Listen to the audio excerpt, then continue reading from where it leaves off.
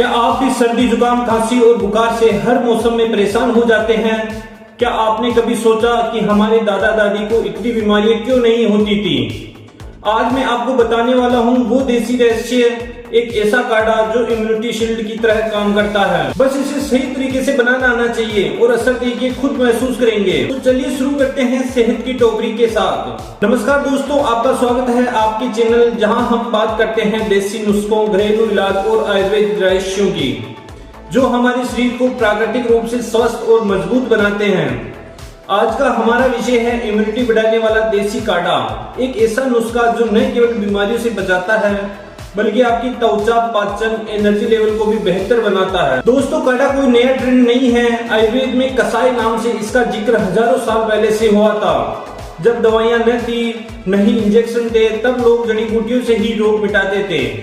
कहा जाता है कि जब भगवान धन्वंतरी ने अमृत विष लेकर समुद्र मंथन से प्रकट हुए तो उन्होंने देवताओं को जो औषधियां दी उनमें से एक तुलसी और गिलोय, इन दोनों से बना काढ़ा आज भी हमारे शरीर को बीमारियों से बचाने में सक्षम है। बात करते हैं कि यह काढ़ा किन लोगों के लिए जरूरी है।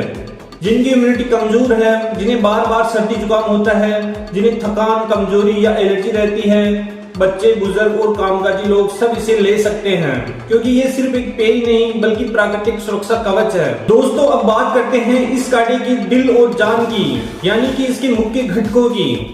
ये वही देसी जड़ी बूटियां हैं जो हमारे शरीर की प्राकृतिक ढाल बनती है और हर मौसम में हमें बीमारियों से बचाने में सहायक होती है। ये सारी चीजें हमारी रसोई में ही मिल जाती है, लेकिन इनके फायदे जानने के बाद आप इनका सम्मान करना शुरू कर देंगे। तो आइए एक एक करके जाने कि ऐसी कौन सी सामग्री क्या चमत्कार करती है। पहली सामग्री है तुलसी के पत्ते, जिसे रोगों की रानी के नाम से भी जाना जाता है।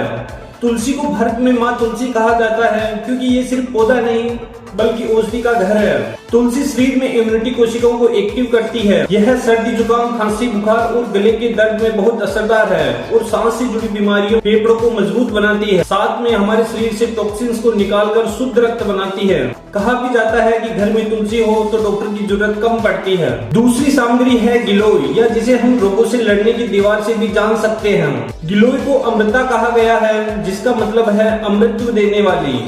आयुर्वेद में इसे गुड़ची भी कहा जाता है। यह शरीर को हर बीमारी से बचाने की क्षमता रखती है। शरीर की रोग प्रतिरोधक शक्ति, इम्यूनिटी को बढ़ाती है। बुखार, मलेरिया, डेंगू, वायरल इन्फेक्शन से लड़ने में मदद करती है। लीवर और किडनी को भी मजबूत बनाती है। थकान और आलस को दूर करती है। साथ ही ब्लड में मौजूद टॉक्सिन्स को साफ करती है। पुराने वैद्य कहते थे जो रोज गिलोय पिए उसे डॉक्टर की जरूरत नहीं पड़े। दोस्तों, तीसरी सामग्री है अदरक। यह शरीर को गर्म रखने वाला प्रहरी है। अदरक का स्वाद थोड़ा तीखा जरूर होता है, लेकिन इसके अंदर वो ताकत है जो ठंड में शरीर को अंदर से गर्म रखती है। सर्दी, जुकाम, गले की खराश और खांसी में बेहद फायदेमंद है और पाचन शक्ति को सुधारती है और गैस और अपच से राहत दिलाती है। साथ ही ब्लड सर्कुलेशन को भी बेहतर बनाती है, जिससे शरीर में एनर्जी बनी रहती है और शरीर में जमी हुई बलगम को साफ करती है। सूजन और दर्द में भी राहत दिलाती है। चौथी सामग्री है काली मिर्च। काली मिर्च छोटी जरूर है, लेकिन इसे मसालों की रानी कहा जाता है, क्योंकि ये हर दवा का असर बढ़ाने का काम करती है। सर्दी जुकाम में गले की जलन और बलगम को दूर करती है। पाचन एंजाइम्स को एक्टिव करके खाना जल्दी पचाती है। शरीर को गर्म रखती है, जिससे संक्रमण से बचाव होता है। मेटाबॉलिज्म को बढ़ाकर वजन घटाने में भी मदद करती है। कहा जाता है कि एक दाना काली मिर्च रोज कई बीमारियों को रोकने में सहायक है। पांचवी सामग्री है दालचीनी, यानी मीठी खुशबू वाला डॉक्टर। दालचीनी का स्वाद मीठा और सुगंध तेज होती है, लेकिन इसके गुण किसी औषधि से कम नहीं है।